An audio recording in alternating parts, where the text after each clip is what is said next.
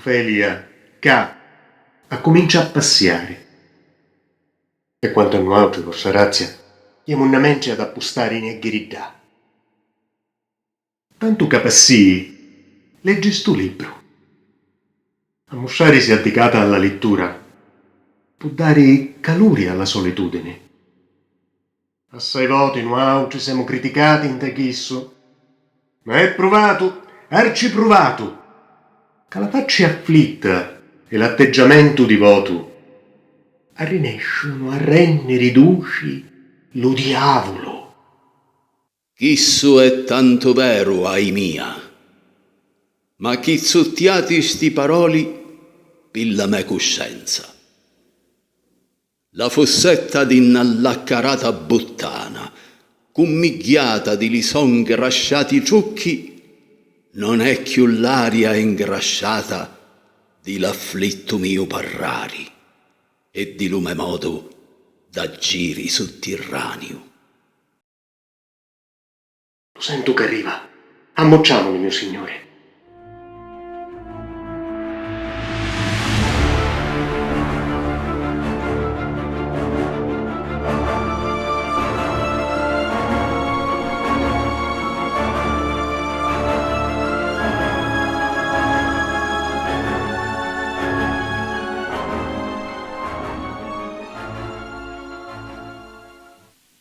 Essere o non essere, questa è la questione. Si è più nobile l'animo che sopporta i colpi di ciunna e li saitti di la sdisannata fortuna, oppure un pugnare di l'armi contro un mare d'affanne e, resistendoci, chiudere gli occhi per sempre. Morere, dormere, nient'altro. E con sonno mettere fine allo dolore di lucore e alle mille subbughi naturali che la carne riceve. Chissà, è una fine che ne avessimo augurare a mano ionte. Morere, dormere, e dopo sonnare, forse. Già, e gioco un putuglio, per chi ninja do sonno dei morti, quali sonne ne può venere, una volta che ne aveva libertato di st'un cico mortale. Ecco lo pensiero che ne fa fermare. Ecco lo scrupolo che rende la sventura a così lunga. Ma sa nunca, che volesse sopportare le zuttiate e la buffoniate dello tempo, lo torto dello tiranno, l'anciuria dell'uomo superbo, le spasimi dell'amore disprezzato, la dimorare della legge, l'insollenza dei pubblici poteri e lo disprezzo che lo merito pacenzioso ricevi delle vastasi, quando uno, di sua stessa mano, si potesse dare fini con una punta di un pugnale. E così, qua accettassi d'accullarsi sti pesanti ciusci, soffrenno e sudando sotto lo peso della vita, se non fosse lo terrore di qualche cosa dopo la morte, la terra sconosciuta, donne nudo viaggiatori fa mai ritorno, a paralizzarne la volontà e a farne preferire i mali che già avemo rispetto ad altri che sconosciamo. A così la coscienza ne rende tutti vili e a così lo colore naturale dello coraggio s'annirica all'umera della pallida ciamma dello pensieri e impresi di grande autezza e momento picchisto traviano dello suo corso e perdono panzina l'unnomo di azioni. Ma ora calmati. Oh, la bedofelia, ninfa, dalle tue orazioni, ricorda tutti i miei peccati.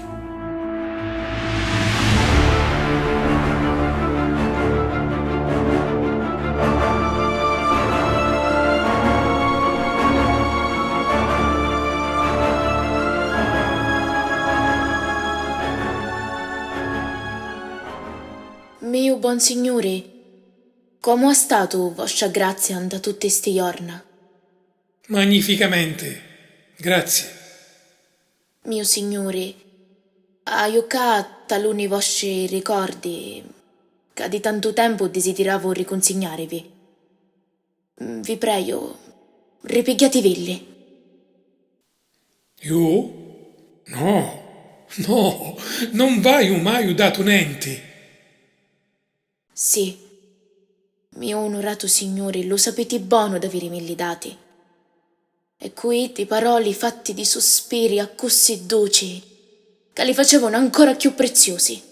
Ma lo so profumo è oramai aiuto.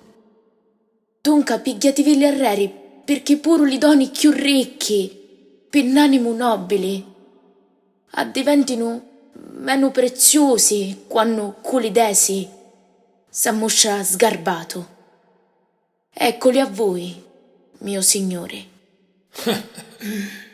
Voi siete onesta? Mio signore? Siete bella? Che intende dire, voscenza? Che essendo onesta e bella, come è vero che lo siete, mai la vostra onestà avessi ammettere che si parlasse della vostra bellezza.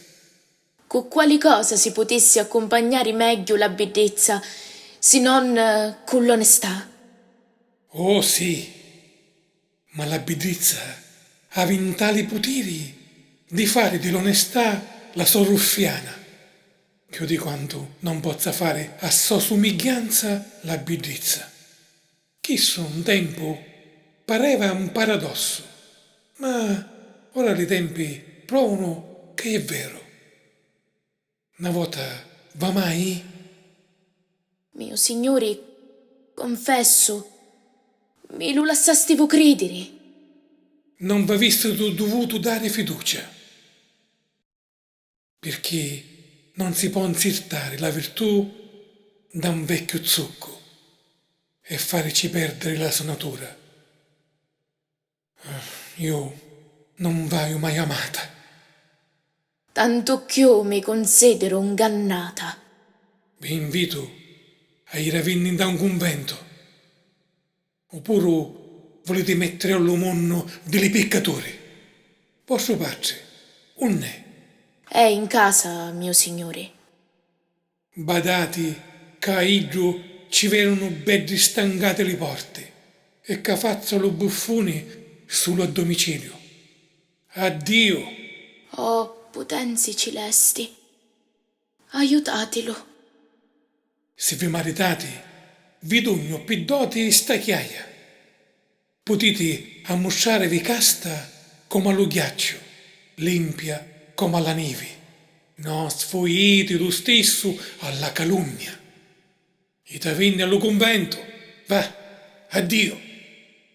Ma se volete maritarevi a ogni costo, pigliatevi un pagliolo cannaruzzone. Giacché le persone intelligenti sanno buono quale mosse facete di izzi. Ite dallo convento, va, lo prima possibile. Addio. Oh, potenze divine, aiutatelo. Sentì pure che vi piace impuparevi la faccia. Ma come?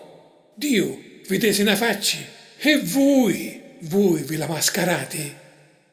Quando camminate, vi piace muoverevi come lunne, annacarvi lo culo, donnuliarevi a gitta e a manca, chiamando con le nomi più sciamme le creature di Dio, e facete passare pure la sfacciataggine per ignoranza.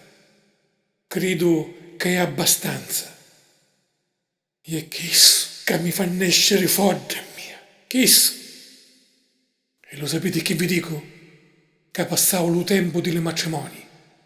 Chi di già sposati, c'hanne uno, continuano a campare, ma l'altri restano come sonno. E ti venne allo convento. Oh, quali nobili menti, e cas dirrupata. Occhio di cortigiano, lingua, spada dall'eccecoto, spada di soldato. La speranza è la rosa di lo giardino di lo nostro regno, specchio di la moda, modello di eleganza, l'ammirato di tutti i sudditi, tutto, e per tutto, non ti aiuto un fumo.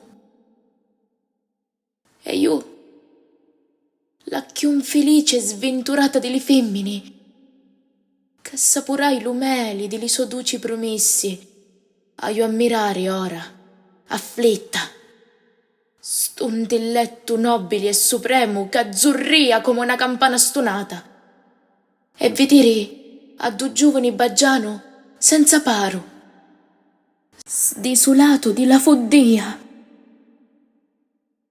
Oh, misera mia, che zocco vesti, che secuto a vedere zocco vedo.